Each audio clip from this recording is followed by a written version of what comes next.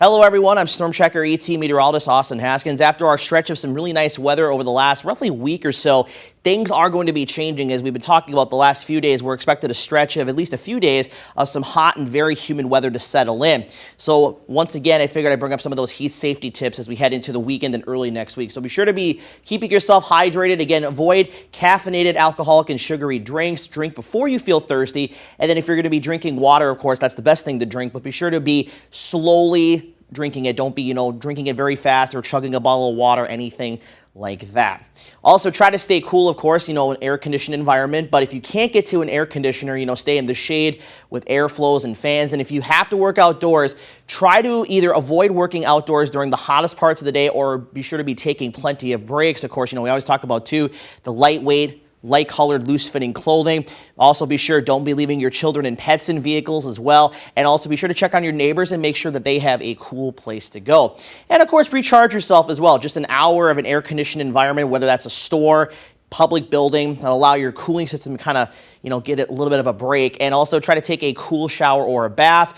Some of the local pools may be closing this weekend across the area or have already closed. But if a lake is around your location, that would be a good spot to be as well, because it's not so much the fact that it's going to be getting extremely hot temperature-wise, it's the dew points that's going to make it really feel a lot worse. And when it's really, really humid, it takes a lot more for your body to cool down. It kind of overworks the system a little bit more. And you can see those dew points getting up into that steamy to even gross category as we head into Sunday and Monday, possibly even extending into part of Tuesday as well. And you factor that in, you're talking those feels like temperatures getting up well into the 90s. So here's one look at Futurecast, and you can see temperatures mid to upper 80s. And again, the dew points not too bad tomorrow, mid to upper 60s, but it's really, again, Sunday and Monday, we're going to see those dew points jump up into the 70s, possibly even over 75 at times. And with temperatures in the upper 80s to near 90, that's going to push the heat index in the mid to upper 90s. That's one look at Futurecast. This is the European model, and again, it's really highlighting, showing Monday that feels like temperature around 110. Again, I doubt we're going to see it that high, but the idea is that Monday is looking to be the hottest and most humid day of this stretch, and I would not be surprised if heat alerts do get issued. Of course, we'll have to kind of watch the finer details as we get a little bit closer, but certainly heat alerts may be needed for parts of the area as we head into Monday, possibly Sunday as well. So outside of that, we don't have much in terms of rain chances to try to cool us off over the weekend. Today, though, we have a slight chance for a couple of showers, maybe a rumble of thunder around, but for the most part, we are going to remain quiet with a mostly cloudy sky for today. Won't be all that humid, won't be all that hot, so that's at least some good news there.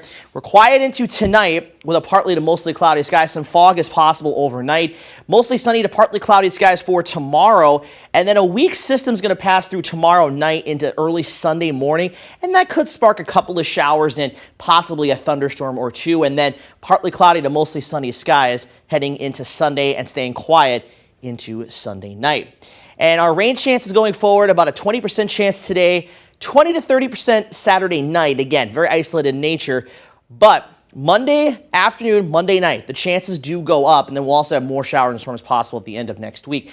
But that could also feature, and I'll show you this here in a second, some strong to severe storms. Now, rain totals the next 5 days, looking at about a couple hundredths of an inch to maybe as much as a quarter to a third of an inch of rain. And that's, of course, outside of any heavier downpours or thunderstorms that could develop. That total could fluctuate in a few spots, but most spots a quarter of an inch or less. Now, we still have a risk for strong to severe storms in the forecast Monday into Monday night. They did move this yellow area a little bit farther to the north in this morning's update. Yesterday was a little bit further to the south. So basically, La Crosse and I-90 north up to about Duluth could see a couple strong to severe storms. And this includes basically the entire WQOW viewing area, other than maybe a sliver of Jackson County. Now, the exact details and the timing of everything does still, remain a question mark. We're still a few days away. Plus, with all the hot and humid weather, does that lid in the atmosphere, that cap we talked about before, could that hold and limit storms even developing? There's a lot of questions, but certainly we're going to have the ingredients with the cold front and all the heat and the humidity to support a chance for some strong to severe storms. So this outlook will likely be refined and, changed a little bit in the coming days. So be sure to stay with us through the weekend with Jeremy for more updates, of course, on air, online, and on our social media pages, and of course by downloading that free Storm Tracker 18 weather app.